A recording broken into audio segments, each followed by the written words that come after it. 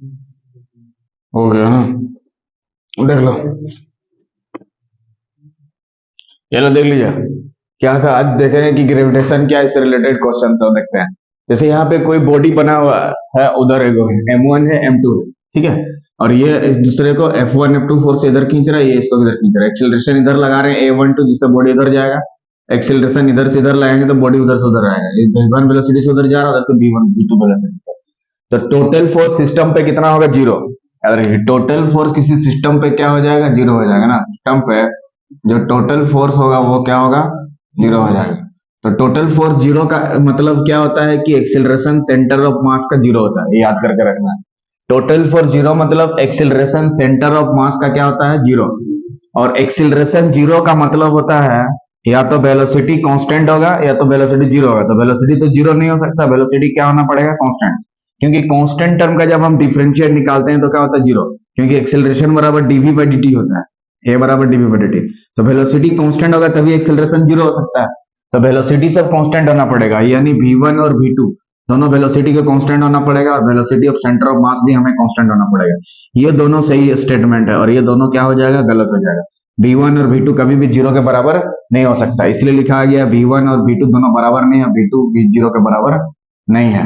ठीक है, यानी V1 और V2 दोनों जो है वो V2 जीरो के बराबर क्या हो सकता है? नहीं हो सकता है। और वेलोसिटी सेंटर ऑफ मास का भी कभी भी जीरो के बराबर नहीं हो सकता है। ठीक, तो एक्सीलरेशन सेंटर ऑफ मास का जीरो है, मतलब वेलोसिटी को क्या होना पड़ेगा? Constant. Velocity centre of mass का भी कांस्टेंट होगा, और वेलोसिटी अलग अलग भी हमारा क्या होगा? कांस्टेंट होगा। ठीक है, अब आगे क्वेश्चन को लेते हैं, इसको समझा देते हैं फिर। ठीक ना,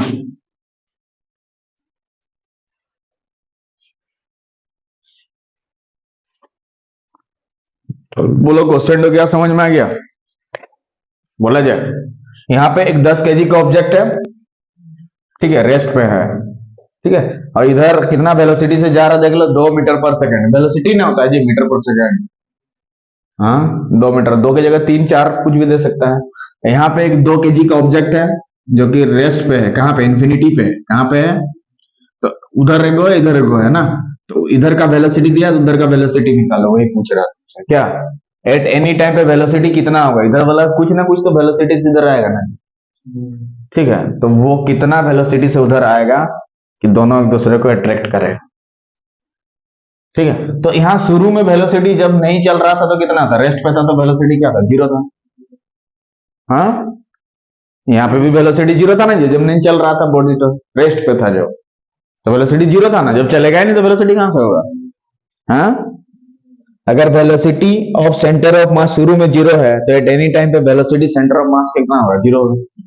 सोचो, शुरुआत में अगर वेलोसिटी, ठीक है, जीरो है, ठीक है, वेलोसिटी क्या है? जीरो है। शुरू में अगर वेलोसिटी क्या है? जीरो है, तो वेलोसिटी सेंटर ऑफ मास का क्या होगा? फाइनल में शुरू एनी टाइम पे भी क्या होगा? फाइनल में मान लो, इधर इनिशियल, इधर फाइनल, है ना। कितना होगा फाइनल में? सेंटर ऑफ मास का वेलोसिटी भी कितना होगा? जीरो। सेंटर ऑफ मास का वेलोसिटी क्या होगा? जीरो, नहीं ना होगा। शुरू में अगर वेलोसिटी जीरो है, ठीक है, अगर velocity of centre of mass शुरू में जीरो है ना, velocity of centre of mass शुरू में जीरो है, तो एट एनी टाइम, किसी भी टाइम पे, यही ना बोला है, एट एनी टाइम पे वेलोसिटी सेंटर ऑफ मास का क्या होगा? जीरो होगा। शुरू में सेंटर वेलोसिटी क्या है? सेंटर ऑफ मास का जीरो है, क्योंकि वेलोसिटी जीरो है ना।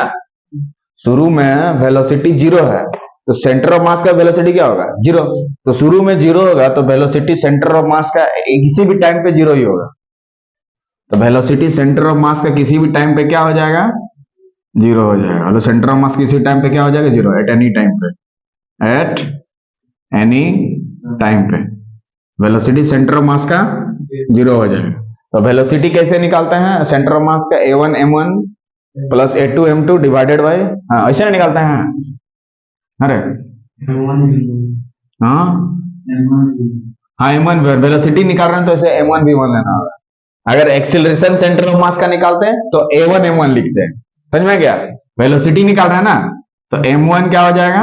V1 प्लस, बोलो, M2 v2 डिवाइडेड बाय दोनों मास का जोड़, दोनों मास का जोड़ इक्वल टू उधर कितना दिया है बोलो, 0 दिया है।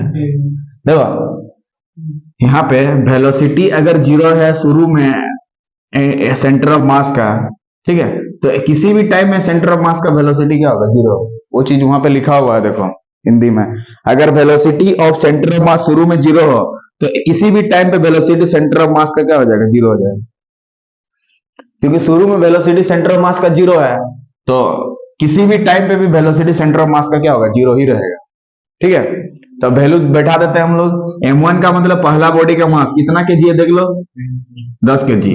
तो यहाँ पे मुन्ना 10 केजी लिख सकता है कि नहीं, इंटू वेलोसिटी, इधर का वेलोसिटी बोलो कितना है, 2, तो यहाँ 2 लिखेंगे कि नहीं, प्लस m2 मतलब मास, और सेकेंड ऑब्जेक्ट कितना केजी दिया है, 2 केजी, और वेलोसिटी इधर का उधर से कितना है, हाँ दिया नहीं है, वो निकालना होगा ना, v दिया है, ये देखो v है ना, ये निकालना है तो v लिखेंगे उधर का वेलोसिटी, तो इधर का 2 दिया था उधर का नहीं दिया होता, डिवाइड दोनों मास का जोड़, तो 10 और 2 को जोड़ देंगे, बोलो कोई दिक्कत।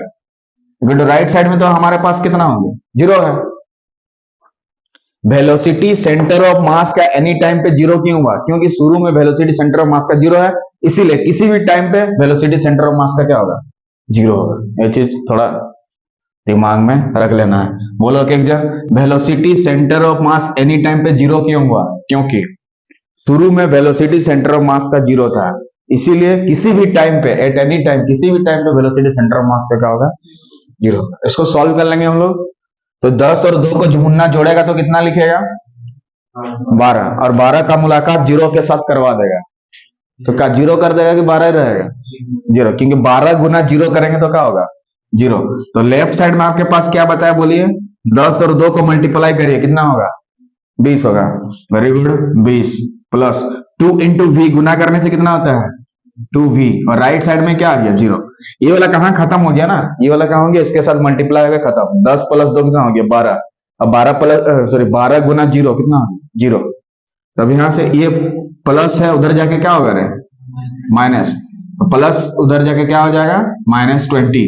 तो हमें v से निकालना है, तो -20/2, 2 से भी, तो -10 कितना आ गया, -10 मीटर पर, वेलोसिटी निकाल रहे हैं तो मीटर पर सेकंड देना पड़ेगा ना, और ये नेगेटिव कहा है क्योंकि ये +20 था, उधर जाएगा तो -20, तो नेगेटिव तो रहेगा ही। तो कौन सा ऑप्शन सही है हमारे पास, B number, B number Baahubali, B4 क्या हो गया, बाहुबली।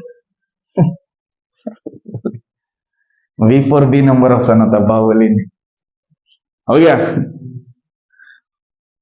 समझ में आ गया। तो यहाँ पे जब था रेस्ट, इधर भी रेस्ट था तो वेलोसिटी यहाँ पे भी 0 था, सेंटर ऑफ मास का वेलोसिटी क्या होगा, 0 होगा। तो किसी भी टाइम में वेलोसिटी सेंटर ऑफ मास का 0 होगा, इतना याद करके रखना, ये वाला कॉन्सेप्ट लगा देना। ये फॉर्मूला सेंटर ऑफ मास का होता है। अगर एक्सिलरेशन सेंटर ऑफ मास का 0 होता तो यहाँ लिखते a1 m1 plus a2 m2 acceleration. अगर वेलोसिटी में है तो v1 v2 लेना होगा, देखो वेलोसिटी है ना, अगर एक्सिलरेशन सेंटर ऑफ मास का होता तो उसे लेना, हाँ a1 m1 plus a2 m2 divider दोनों को जोड़ देना है, मास सबको, तो बिल 0 हो जाएगा।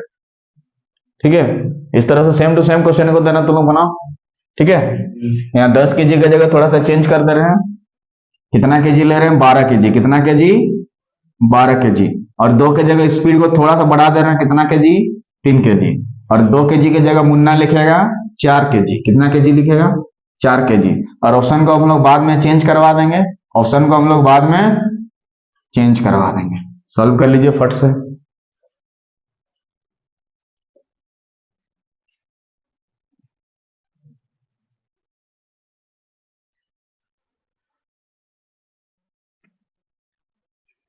देख लो इसको, चलो देख लो, यहाँ पे 12 केजी का था और 3 मीटर पर सेकंड से इधर से जा रहा था, उधर से आ रहा था। इसका वेलोसिटी निकालना है, 4 केजी का इंफिनिटी पे रेस्ट पे rest, at in time velocity कितना होगा, 4 ऑप्शन दिया है, उसको निकालते हैं, फिर ऑप्शन को क्लिक कर देंगे। क्या, तो any time velocity centre of mass का क्या होगा, 0 होगा, क्योंकि शुरू में सेंटर ऑफ मास का वेलोसिटी क्या है, 0 है ना जी। शुरू में वेलोसिटी 0 है ना, सेंटर ऑफ मास का, इसीलिए किसी भी टाइम पे सेंटर ऑफ मास का वेलोसिटी क्या होगा, 0। तो फॉर्मूला तो बोलो, m1 into v1 plus m2 into v2 divided by दोनों मास का जोड़ इक्वल टू 0। m1 का मतलब पहला बॉडी का मास कितना दिया देख लो। क्या हुआ, तो बाद में कर लेंगे। इधर कितना हो गया 12 kg, ठीक है, कितना हो गया 12 kg। अब वेलोसिटी कितना हो गया 3 मीटर पर सेकंड, प्लस m2 का मास कितना 4 kg ना, और v2 कितना देख लो, उधर का v दिया है ना, इधर का वेलोसिटी निकालना है ना, तो v होगा दोनों मास का जोड़, पहले 12 kg फिर 4 kg, जोड़ दोगे कितना होगा 12 प्लस 4, बाद में जोड़ते रहना, हमें कोई दिक्कत नहीं है जोड़ने के बाद। चलो ठीक है, तो ये वाला इधर क्या हो जाएगा, मल्टीप्लाई हो जाने के बाद 0 हो जाएगा। तो यहाँ 12 तीन कितना हो गया 36 प्लस 4v, 12 तीन कितना हो गया 36 प्लस 4v इक्वल टू 0। तो v को निकालेंगे तो कितना होगा -36/4, 4 9 36, वेलोसिटी कितना हो गया -9 मीटर पर सेकंड। किसी भी ऑप्शन में डाल दो, यहाँ पे डाल दो -9 पर मीटर पर सेकंड, यहाँ पे दे दो 9 मीटर पर सेकंड, यहाँ पे दे दो 10 मीटर पर सेकंड, और यहाँ पे 5 मीटर पर सेकंड। तो कौन सा आंसर हो जाएगा, ये वाला -9 मीटर पर सेकंड है ना, नेगेटिव में आ रहा है ना, क्या समझ में आ गया। तो इस तरह से देखें हम लोग क्या कि ग्रेविटेशन में इस तरह के क्वेश्चन को कैसे आप आसानी से बना सकते हैं।